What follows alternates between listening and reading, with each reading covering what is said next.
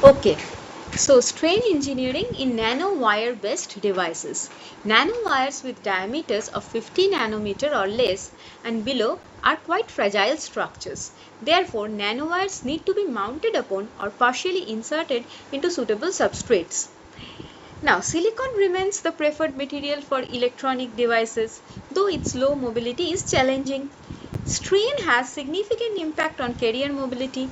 Non-voluntary strain is an inherent outcome of the fabrication process for any composite device structures. Such strain adversely affects the carrier flow. Now, combination of inherent substrate-induced and process-induced strain may be applied to enhance the mobility of charge carriers, both electrons and holes. So, suitable substrate material and controlled fractional insertion of the nanowires into such substrates is a method of strain engineering that may facilitate increment in carrier mobility as per required.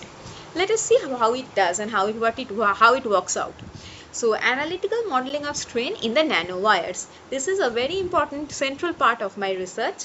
We have a nanowire embedded into an insulator on silicon substrate. The IOS substrate may be assumed to be semi-infinite with respect to the nature. The insulator being epitaxially grown on silicon suffers from a global strain resulting from thermal mismatch. The lattice mismatch strain is pronounced only near the insulated silicon interface and not at the surface. Now, nanowires are inhomogeneous inclusions in a globally strained semi-infinite matrix.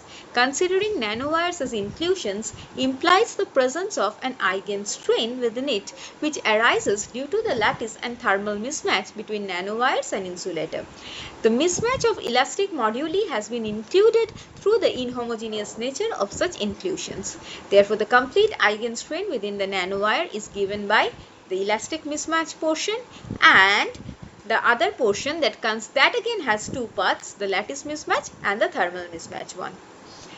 Now we are considering two types of crystal orientations, or rather two types of crystal structures.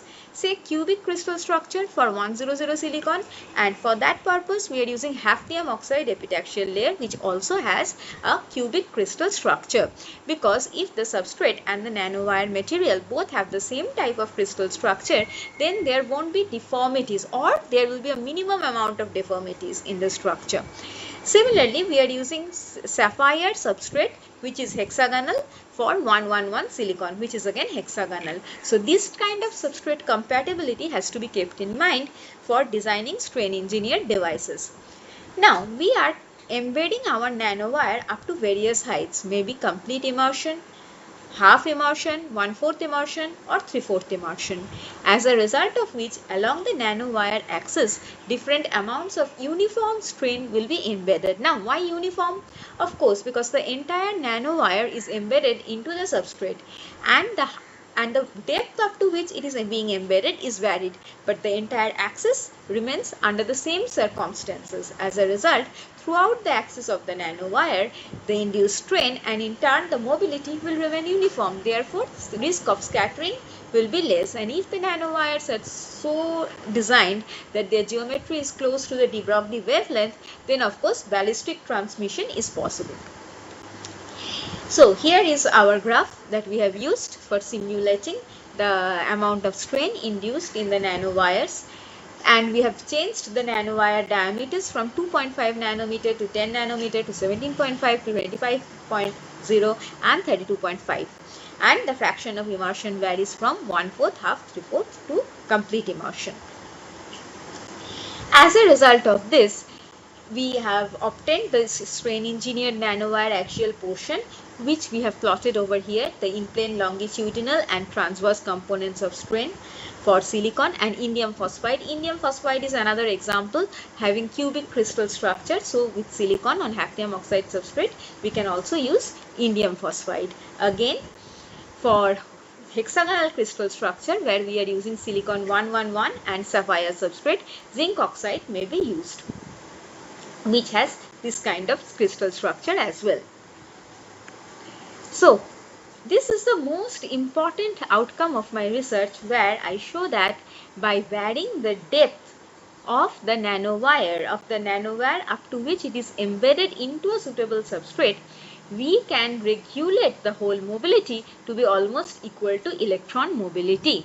Therefore, if we use this kind of a substrate and embed the nanowires, both made of silicon, up to different depths, then electron mobility in one nanowire will be compatible with the hole mobility in the other nanowire.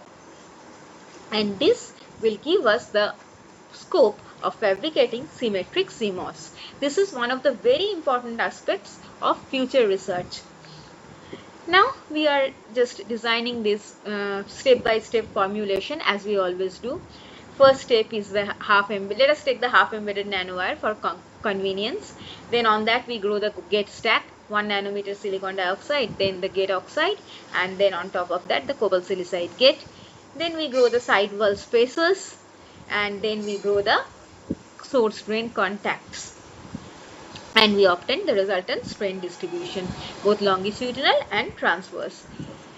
For the gate oxide, as we have already mentioned, we have experimented with various materials like silicon nitride, lanthanum oxide, hafnium oxide, TiO2. Of course, TiO2 has showed the most pronounced effect on strain engineering as far as strain engineering concepts are concerned. And as a result of this, we obtain the strain boosted performance in silicon FETs, which we will be studying using NEGF model. Thank you.